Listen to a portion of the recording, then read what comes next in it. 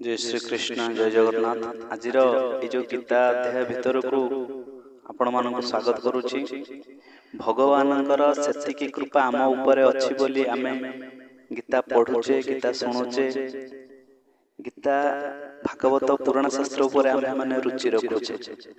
तेणु ए जो गीता गीता को कहीं आमको ज्ञान दियंती ना। गीता रे भगवान कृष्णचंद्र अर्जुन खाली उपदेश देइछन्ति। से उपदेश गुडी को आमे आम जीवन रे सब किछि ही गीता भीतर पाइबा। आमे आम जीवन रे कार्यरत लगेले भगवानकर चरण आश्रित आमे ही परिबा ना।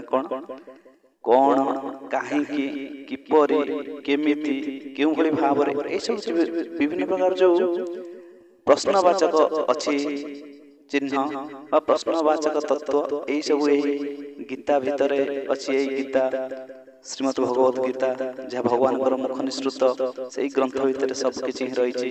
आमर प्रत्येक जीवन के भाव में चलापथ आम कुस्मित हो आम भगवान पदारविंदर जाई पहुँचवा। सी गोटे बाट देखा आमर गीता समस्त वेद पुराण शास्त्र गूढ़ तत्व ये गीता भितर भगवान कृष्णचंद्र अर्जुन को कृपा कर आर प्रत्येक शब्द भितर आम किसी ना किसी नीति शिक्षा मिलता। तेणु यार गोटे शब्द आ गोटे शब्द सहित लगे गोटे मालाटे तैयारी हुए। गोटे माला आ गोटे माला पुले माने जो आमर अच्छी माली गुड़िक गोटे गोटे गोटे गोटे लगे गोटे माला होता। जनक बिना आउ गोटे माला हो पारे गोटे किसी माला हुए गोटे गोटे माली बहुत किसी माली भी नहीं गोटे माला होता। सेमती गीता भितर दे सब प्रकार समस्त प्रत्येक श्लोक भितर आम किसी शिखा जिनस अच्छी। तेणु आसतु गुरु गोविंद चरण को आम आश्रय करी भगवान राधा कृष्ण चरणारविंद को आम ध्यान करी निज निजर इष्ट देवंकर चरणर बिंद को ध्यान करी आम गीता पाठ भितर को आगे जावा। आम जो कथा जानी जे कि अर्जुन स्तुति करुछंती भगवान तापर से केउ भाव निजको समर्पित कर दउछंती भगवान निकट रे। निजको निजर शरीर को आ निजको काय मन वाक्य से भगवान चरणाश्रित हो जाउछंती। ए भली कथा आज अछि जहाँकि आमर एकादश अध्याय विश्वरूप दर्शन जोग भितर। तेणु से विश्वरूप दर्शन जोग भितर आम प्रवेश करिबा। ओम गुरुर्ब्रह्मा गुरुर्विष्णु गुरुर्देव महेश्वर गुरुः साक्षात् परं ब्रह्म तस्मै श्री गुरुवे नमः। त्वमेव माता च पिता त्वमेव त्वमेव बन्धु च सखा त्वमेव त्वमेव विद्या द्रविणं त्वमेव त्वमेव सर्वं मम देव देव। जहाँकि आमे पूर्व श्लोक गुड़िक किछिटा जानिले जानि परिया अर्जुन केउठी अटकी जाइतिले। जतबेले संजय कहउछंती धृतराष्ट्रଙ୍କ आगरे भगवान केशवंकर ए सब कथा सुनी जहाँकि कहले भीष्म द्रोण जयद्रथ ए सब अनेक अनेक महारथी माने आगरु मो द्वारा निहत होइछंती। तुमे से मानक केवल गोटे माध्यम, तुमे से मानक सरबिंध, किंतु जान जे तुमरो विजय निश्चित। माने भगवान आगरु से मानक मारी सारी निहत कर सारी। यह देखी ये सब कथा सुनी अर्जुन थर थर होई भयभीत हो प्रणाम करी गदगद कंठरे भगवान स्तुति करने जाउछंती। अर्जुन वाच अर्जुन स्तुति थिला कोन स्थाने ऋषिकेश तव प्रकृत्या जगत प्रभुस्य तनु रजते च रक्षांसि भीतानि दिशो द्रवन्ति सर्वे नमस्यन्ति च सिद्ध संघा। अर्जुन कहले हे अंतर्यामी बड़ भल कथा जे आपणकर नाम गुण और कीर्तनर प्रभाव द्वारा जगत अत्यंत आनंदित हेउची एवं अनुराग मध्य प्राप्त हेउची तथा भयभीत राक्षस माने विभिन्न दिग को धाई पलाउछंती एवं सिद्धगण नमस्कार करूछंती।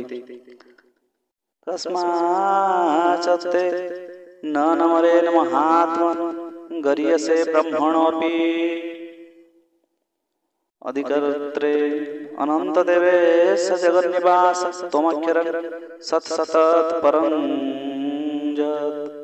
ए महात्मन आपण ब्रह्मंकर मध्य आदिकर्ता और समस्त ठारू श्रेष्ठ आपण को ए माने नमस्कार न करिवे कहीं कारण हे अनंत हे जगन्निवास सत असत ठारू आपण ऊर्ध्वरे जो अक्षर अर्थात सच्चिदानंद घर ब्रह्म अछंती से मध्य आपण ही अटंती। त्वमादिदेव पुरुष पुराण त्वमस्य विश्वस्य परं निधानं वेत्तासि वेद्यं च परं च धाम त्वया ततं विश्वमनन्तरूप। आपण आदिदेव ओ सनातन पुरुष आपण होउछंती एही जगतर परम आश्रय ज्ञाता ज्ञेय तथा परम धाम हे अनंत रूप आपणक द्वारा ही एही समस्त जगत व्याप्त अर्थात परिपूर्ण होइछि। वायुर्जमोऽग्नि वरुणा शशांक प्रजापतिस्त्वं प्रपितामहश्च नमो नमस्तेस्तु सहस्रकृत्व पुनश्च भूयोऽपि नमो नमस्ते। आपण वायु जम अग्नि वरुण चंद्रमा प्रजापति ब्रह्मा और ब्रह्मंकर पिता मध्य अटंती। आपण को सहस्र बार नमस्कार पुनर्बार नमस्कार बारंबार नमस्कार नमस्कार नमस्कार नमस्कार आमे ए पर्यंत पूर्व अध्याय जाइथिले। नम पुरस्तादथ पृष्ठतस्ते नमस्तुते सर्वत एव सर्व अनन्तवीर्यमतिविक्रमस्तं सर्वं समाप्नोषि ततोऽसि सर्वः। हे अनंत सामर्थ्यवान आपणको सम्मुखरु ओ पश्चात देशरु मोर मध्य नमस्कार। हे सर्वात्मन आपण को सबु दिगो नमस्कार कारण आपण परम अनंत पराक्रमशाली और समग्र संसार को व्यापी रही तेणु आपण ही सर्वरूप अटंती। सखेति मत्वा प्रसव जदुक्तं हे कृष्ण हे जादव हे सखेति अजानता महिमानं तवेदं मया प्रमादात् प्रणयेन व्यापि जच्चाम्बः सार्थम सत्कृतोऽसि विहार सज्जासन भोजनेषु एकोऽथवा पच्युत तत्समख्यं तत्ख्यामये त्वामहं प्रमेयम्। आपणकर एपरि अचिंत्य प्रभाव जानी नथिबारु आपण मोर सखा बोली भाबी प्रेमवशत अथवा भूलवशत मु आपण को हे कृष्ण हे जादव हे सखा बोली बिना बुझी विचारी जहा किछि हठात कहि दैछि। हे अच्युत विहार सज्जा आसन भोजन आदि बेले आपण मोर परिहास हेतु एकाकिबा सखा मानक सम्मुख रे जहा अपमान होइछंती सेही अपराध पई अपरिमित प्रभावशाली आपण को मु क्षमा प्रार्थना करूछि। हे प्रभु हे केशव आपण मते क्षमा प्रदान करंतु। पितासि लोकस्य चराचरस्य त्वमस्य पूज्यश्च गुरुर्गरीया न त्वत्समोस्त अभ्यधिककृतोऽन्य लोकत्रयोऽप्य प्रतिमा प्रभाव। आपण ही चराचर जगतर पिता और सर्वश्रेष्ठ गुरु तथा परम पूजनीय हे अनुपम प्रभावशाली त्रिलोकरे आपणकर समान होई अन्य केही नाही अधिक बा हेब किपरि। तस्मात् प्रणम्य प्रणिधाय काय प्रसादय त्वामह मिषमीड्यं पितेव पुत्रस्य सखेव सख्युं प्रिया प्रियाय हसिदेव सोडु। अतएव हे प्रभु मु शरीर को आपणक चरण रे संपूर्ण निवेदन करी षष्टांग प्रणाम करी स्तुति योग्य सर्वेश्वर आपण प्रसन्न हेबा पई प्रार्थना करूची। हे देव पिता जेपरि पुत्रर सखा जेपरि सखार ओ पति जेपरि प्रियतमा पत्नीर अपराध सह्य करंती आपण मध्य मोर सही परि अपराध सह्य करिबा को योग्य। अदृष्टपूर्वं हृषितोऽस्मि दृष्ट्वा भयेन च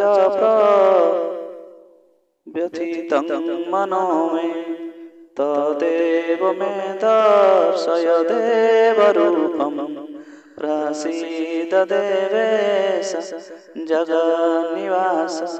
आपणकर ही अदृष्टपूर्व आश्चर्यमय रूप देखि मु हर्षित हेउछि ओ मोर मन भयर अत्यंत व्याकुल हेउछि। एणु आपण निजर से चतुर्भुज विष्णु रूप ही मते देखांतु। हे देवेश हे जगन्निवास प्रसन्न हुअन्तु। किरीटिनङ्गदीनं चक्रहस्त मीच्छामि त्वां द्रष्टुमहं तथैव तनैव रूपेण चतुर्भुजेन सहस्रबाहो भव विश्वमुक्ते। मु आपण को सही परि मुकुटधारी एवं गदा चक्रधारी रूप रे देखिबा को चाहे। एणु हे विश्वरूप हे सहस्रबाहु आपण से चतुर्भुज रूप रे प्रकट होन्तु। श्री भगवान वाच मया प्रसन्नेन तवार्जुनेदं रूपं परं दर्शित मात्मजोगा तेजोमयं विश्वमनन्तमद्यं जन्मे त्वदनेन न दुष्टपूर्वम्। भगवान कहिले हे अर्जुन मो निजर जोग शक्ति प्रभाव मोर परम तेजमय समस्तकर आदि अनंत विराट रूप अनुग्रह पूर्वक तुमको देखाइली। तुम व्यतीत अन्य केहि पूर्वरु केबे यहा देखि नथिले। न वेद यज्ञाधयर्न दाने न च क्रियार्भिर्न तपोभिरुग्रैः एवं रूपः शक्य अहं लोके दृष्टं त्वदनेन कुरु प्रवीर। हे अर्जुन मनुष्य लेकर एहिपरि विश्वरूप रे एहिपरि विश्वरूप तुम छड़ा अन्य केहि मते वेदमानंकर ओ यज्ञ मानकर अध्ययन अनुशीलन द्वारा बा विविध दान द्वारा बा क्रियादि द्वारा किंबा उग्र तप द्वारा देखि परिबे नहीं। अर्थात अन्य काहाको मु दृश्य हेबि नाही।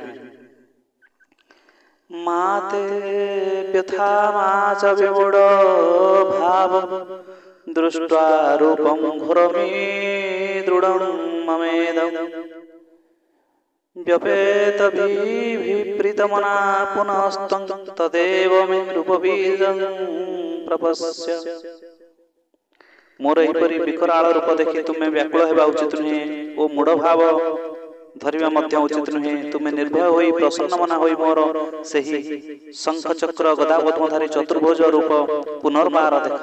संजय उवाच इत्यर्जुन वसुदेवस्तथोक्ता इत्यर्जुनं वासुदेवस्तथोक्त्वा स्वकं रूपं दर्शयामास भूयः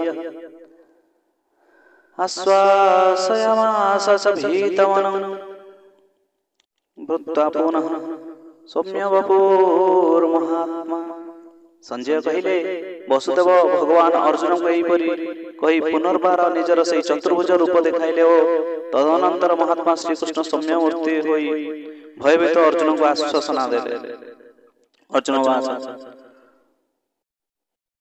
दृष्टेदंमानो संरूपत सौम्यं जनार्दन इदानीमस्मि संभूत सचेतः प्रकृतिं गतः। अर्जुन कहले हे जनार्दन आपणकर सही एही ଅତି ଶାନ୍ତ ମନୁଷ୍ୟ ରୂପ ଦେଖି ବର୍ତ୍ତମାନ ମୁଁ ପ୍ରକୃତିସ୍ଥ ହେଲି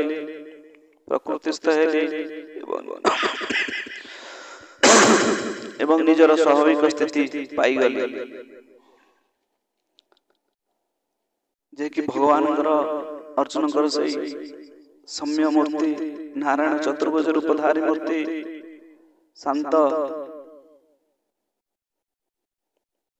ମାନେ ଆନନ୍ଦମୟ ରୂପ ଦେଖି ଅର୍ଜୁନ ତାଙ୍କର ନିଜର ସ୍ୱଭାବକୁ ଫେରି ଆସିଛନ୍ତି। ତାଙ୍କ ଭିତରେ ଥିବା ସେ ଯୋଉ ଭୟଭୀତ ଅବସ୍ଥାରୁ ସେ ଟିକେ ମୁକ୍ତି ପାଇଛନ୍ତି।